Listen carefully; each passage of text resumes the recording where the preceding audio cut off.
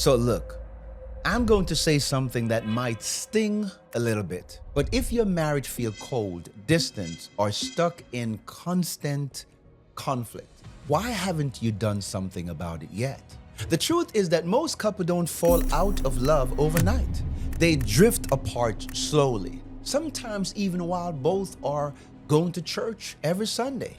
But here's the good news. In today's video, I am going to give you 6 powerful shifts that can completely transform your marriage. These aren't theory or fluff. You're going to walk away with clear steps you can apply today. And if you actually take them seriously, you won't just save your marriage.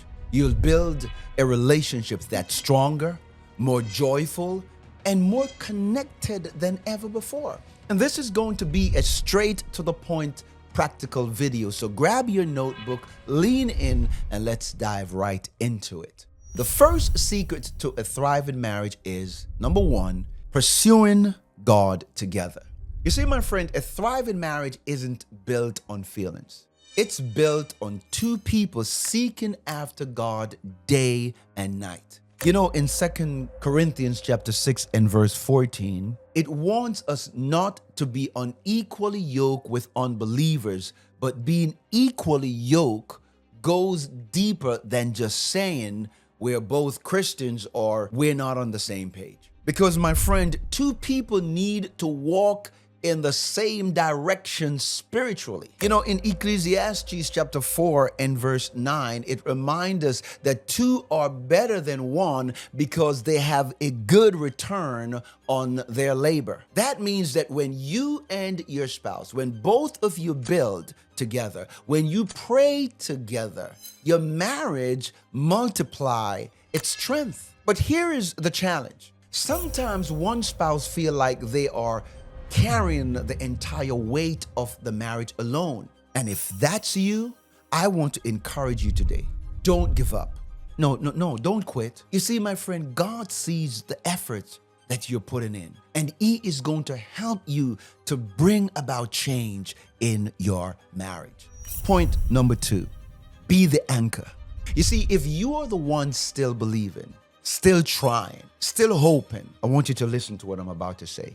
Your labor is not in vain. See, I'm not speaking to anyone who is in abusive relationship or in dangerous situation. You must prioritize safety and your healing over anything, over anyone. But if your marriage is simply cold, distant, or stuck, your faithfulness matters. You know, sometimes God begins His work of restoration with the person who is closest to Him. You cannot change your spouse, but you can influence change through your change or through your transformed behavior. That's why spiritual growth and personal growth is so vital, my friends, to a successful marriage. We cannot talk about this enough. Let's go to point number 3. Go back to the beginning. You know, my friend, do you remember those early days of your marriage? The laughter seems endless. The late night phone calls, or the way you used to look at each other, the way you used to pray together, it felt so close. The little act of kindness that made your heart flutter. It makes you feel so good.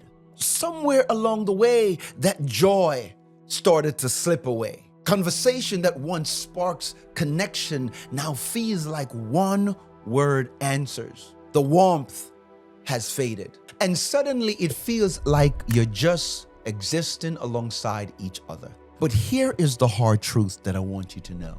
It's not that love is gone. It's that life, stress, and unhealed hurt have quietly crept in, building walls where closeness used to live. And if you're honest with yourself, you feel it every single day. The distance, the frustration, the longing for what once was. Point number 4, growth first, connection follows. You know, at Marriage Makeover Coaching, we show couples that every strong, thriving marriage begins with personal growth and spiritual growth. You can't give what you don't have. You cannot pour from an empty cup, my friend. And see, when you nurture your heart in Christ and strengthen your character, you bring a healthier, wiser, and a stronger version of yourself to your marriage. And that's what allows love and connection to thrive and truly flourish. Point number 5, trust God's process even in the hard seasons.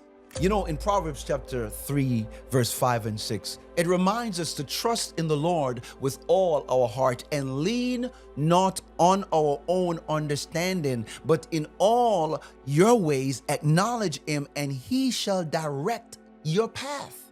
You see, my friend, difficult season don't mean that God has abandoned you. Or sometimes the storms are shaping you to become stronger, to become better. It's helping you to create a deeper connection. You know, in Psalms 34 and verse 19, it says, many are the afflictions of the righteous, but the Lord delivers him out of them all. He can guide you, and he will restore your marriage too. He will uplift you when you feel broken, when you feel down, even when it feels impossible. Point number 6, step out of your comfort zone. Change rarely happens in your comfort zone. If kindness has faded, start with simply good morning, good evening. If your prayer have grown silent, begin a short prayer together. If intimacy feel lost, start small thing. Focus first on rebuilding trust and friendship. You see, my friend, these small, consistent steps, it create a space where God can work miracles in your marriage. If this message is resonating with you and you are ready for real change, I want to invite you to join our Marriage Makeover Coaching Program. You see, the link is in the description, and we will guide you step by step through spiritual growth, better communication, practical strategies to restore, your joy, your connection, and the love in your marriage.